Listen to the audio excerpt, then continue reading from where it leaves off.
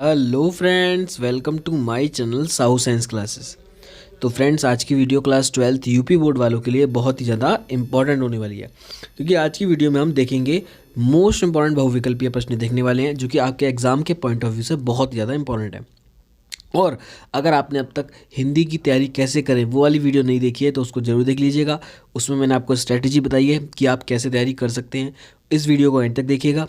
उसके अलावा अगर आप पीसीएम के छात्र हैं, फिजिक्स केमिस्ट्री मैथ्स आप पे है, तो आप बिल्कुल सही चैनल पे हैं। फिजिक्स, मैथ्स और केमिस्ट्री इन तीनों की प्लेलिस्ट देखिए जाके, और आपको पढ़ने के लिए बहुत कुछ मिल जाएगा, जो कि आपके एग्जाम के लिए बहुत ज़्यादा इंपॉर्टेंट होगा। तो आइए बिना टाइम वेस्ट किए शुरू करते हैं हम आज की वीडियो को। सबसे पहला हमारा बहुविकल्पीय प्रश्न यानी कि एमसीक्यू है। विनय पत्रिका के रचयिता कौन है? तो विनय पत्रिका बहुत ही फेमस है और आपको पता होगा, अगर आपने हिंदी की तैयारी शुरू कर दी होगी, कि तुलसीदास जी जो है वो हमारे विनय पत्रिका के रचयिता है। उसके बाद नेक्स्ट सेकंड देखते हैं। तो सेकंड है कि गोस्वामी तुलसीदास रचित विनय पत्रिका की भाषा है। तो विनय पत्रिका की भाषा भी याद रखनी है आपको। तो उसकी कैसी भाषा है भाई? ब्रज भाषा है। नेक्स्ट है पृथ्वीराज रासों में प्रधानता है। तो पृथ्वीराज रासों में जो प्रधानता है वो है वीर रस की। नेक्स्ट है भक्ति काल का समय आचार्य रामचंद्र शुक्ल ने माना है। तो क्या माना है? संवत 1375 से लेके 1700 तक, है ना, 1375 से 1700 तक माना है। रामचंद्र का रचना है केशव दास की। किसकी है? केशव दास की है। कामायनी में श्रद्धा सर्ग किस सर्ग के बाद आता है? तो ये आशा सर्ग के बाद आता है। उसके बाद नेक्स्ट देखते हैं। नेक्स्ट है संसद से सड़क तक किस कवि की रचना है? ये है आपकी धूमिल जी की। जिसकी है? धूमिल की रचना है। नेक्स्ट है रस कलश किसकी रचना है? तो रस कलश है अयोध्या सिंह उपाध्याय हरिऔध जी की। ठीक है, नेक्स्ट देखते हैं। इसके बाद निम्नलिखित में से सच्चिदानंद हीरानंद वात्स्यायन का काव्य संकलन है। तो ये हरी घास पर क्षणभर, ये है। ठीक है, 2022 का क्वेश्चन था, इंपॉर्टेंट। अब देखते हैं नेक्स्ट। नदी के द्वीप के रचनाकार हैं। तो अज्ञेय कौन है? अज्ञेय। भक्ति काल का काव्य नहीं है। तो पद्मावत, पृथ्वीराज रासो, रामचरितमानस और सूरसागर। तो पृथ्वीराज रासो जो हैं वो भक्ति काल के काव्य नहीं है। नेक्स्ट देखते हैं। छायावादी काव्य की वृहद यत्री के रचनाकार नहीं है। कौन? महादेवी वर्मा जी नहीं है। पल्लव के रचयिता हैं। तो पल्लव के रचयिता कौन है? सुमित्रानंदन पंत जी हैं। सूकर खेत नामक स्थान संबंधित है तुलसीदास से। हिमालय निम्न में से किसकी काव्य कृति है? ये महादेवी वर्मा जी की काव्य कृति है। निम्नलिखित में से मैथिली शरण गुप्त की रचना है। तो कौन सी है? सिद्धराज। उसके बाद निम्नलिखित में से छायावाद युगीन कवि हैं। कौन है? जयशंकर प्रसाद जी छायावाद युगीन कवि हैं। नेक्स्ट देखते हैं। रीतकालीन महाकाव्यात्मक कृति हैं। तो ये कौन है? रामचंद्र का है। नेक्स्ट है निम्न में से कौन छायावादी कवि नहीं है? तो मैथिली शरण गुप्त जो हैं वो छायावादी कवि नहीं है। नेक्स्ट है तार सप्तक का प्रकाशन वर्ष है। तो तार सप्तक का जो प्रकाशन वर्ष है वो क्या है? सन 1943 ईस्वी। निम्नलिखित में से प्रयोगवादी कवि कौन है? तो ये हैं आपके अज्ञेय। नेक्स्ट है नई कविता काव्य संकलन के संपादक थे। कौन है? डॉक्टर जगदीश गुप्त और रामस्वरूप चतुर्वेदी जी। उसके बाद है प्रगतिशील लेखक संघ की स्थापना कब हुई? तो ये 1936 ईस्वी में हुई थी। निम्नलिखित में से कौन छायावादी कवि है?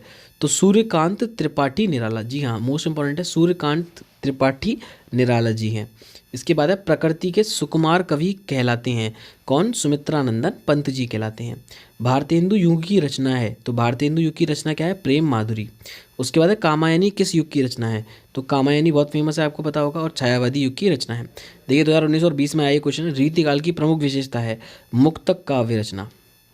नेक्स्ट है निम्नलिखित में से कौन ग्रंथ रासो परंपरा का श्रेष्ठ महाकाव्य है और हिंदी का प्रथम महाकाव्य है? तो आपको याद रखना है पृथ्वीराज रासो जो है वो हिंदी का प्रथम महाकाव्य है और ये 2023 में आया है। तो इसको मोस्ट इंपॉर्टेंट समझिएगा और इसको जरूर अच्छे से याद करिएगा। नेक्स्ट है छायावादी कवि हैं। तो छायावादी कवि कौन है? सुमित्रानंदन पंत जी हैं। फिर नेक्स्ट है निम्नलिखित में से कौन सा कवि रीतिकाल का है? तो बिहारी लाल जी जो है, जी हाँ, बिहारी लाल जी जो हैं वो रीतिकाल के हैं। नेक्स्ट देखते हैं। कबीर के दोहों के नाम से जाना जाता है। तो कबीर के दोहों के नाम से किसे जाना जाता है? साकी को जाना जाता है। फिर नेक्स्ट, निम्नलिखित में से अयोध्या सिंह उपाध्याय हरिऔध द्वारा लिखित महाकाव्य रचना है? कौन सी है? वैदेही वनवास। जी हाँ, कौन सी है? वैदेही वनवास है। फिर है नवदा भक्ति के प्रकार हैं, तो नवदा भक्ति के प्रकार कितने हैं? 9 हैं। कितने हैं? 9 है। फिर है साकेत की नायिका है, तो साकेत की नायिका कौन है? उर्मिला। जी हाँ, कौन है? उर्मिला है। नेक्स्ट देखते हैं, दिनकर को ज्ञानपीठ पुरस्कार मिला, तो दिनकर को ज्ञानपीठ पुरस्कार मिला किस पर? उर्वशी पर। फिर नेक्स्ट है, निम्नलिखित में से किस काव्य कृति पर भारतीय ज्ञानपीठ पुरस्कार नहीं मिला है? तो नहीं मिला है, प्रिय प्रवास पर नहीं मिला है, इसका मतलब इन तीनों पर मिला है। नेक्स्ट है, भक्ति काल के प्रेमाश्रयी शाखा के कवि हैं, तो कौन है शाखा के कवि? तो अब मंझन। नेक्स्ट है, देखिए ये कितना इंपॉर्टेंट है, तीसरा सप्तक का प्रकाशन वर्ष है, तो तीसरा सप्तक का जो प्रकाशन वर्ष है वो कितना है? सन 1957। ठीक है, देखिए 2016, 17, 21 और 23, तो बहुत इंपॉर्टेंट है, ध्यान रखिएगा। नेक्स्ट देखते हैं इसके बाद, साकेत महाकाव्य के रचयिता हैं, तो साकेत महाकाव्य के रचयिता कौन है? मैथिली शरण गुप्त जी हैं। ठीक है, कौन है? मैथिली शरण गुप्त जी हैं। नेक्स्ट है, कौन सी रचना रामधारी सिंह दिनकर की नहीं है इनमें से? तो देखो, हुंकार है, रश्मिरती है और रेणुका है, तो चित्राधार इनमें से नहीं है।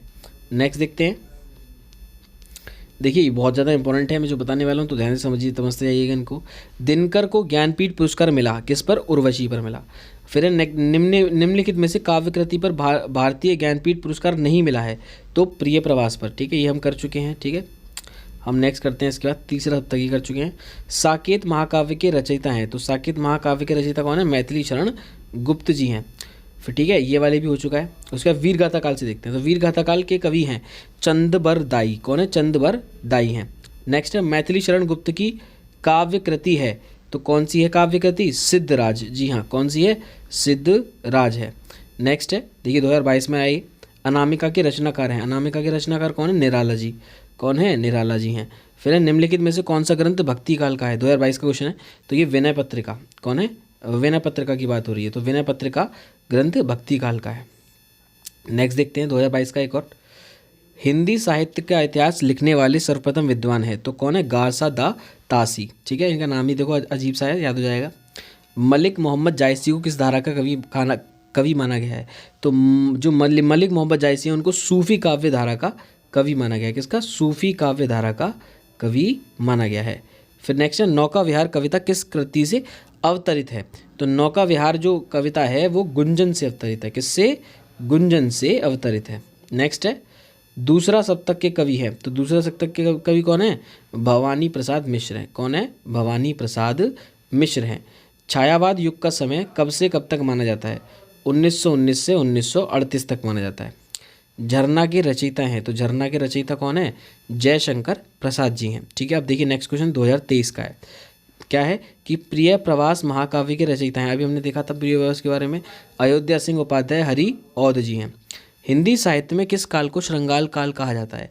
तो ये 2019 का क्वेश्चन है, और ये रीति काल को क्या कहा जाता है? श्रृंगार काल कहा जाता है, रीति काल को। ठीक है, श्रृंगार काल। ये आपके मोस्ट इंपॉर्टेंट थे। अगर आपने वीडियो को एंड तक देखा है तो वीडियो को लाइक करिएगा और चैनल को सब्सक्राइब कीजिएगा, और अगर मेरी वीडियो अच्छी लगी तो वीडियो को ज़्यादा से ज़्यादा शेयर कीजिएगा।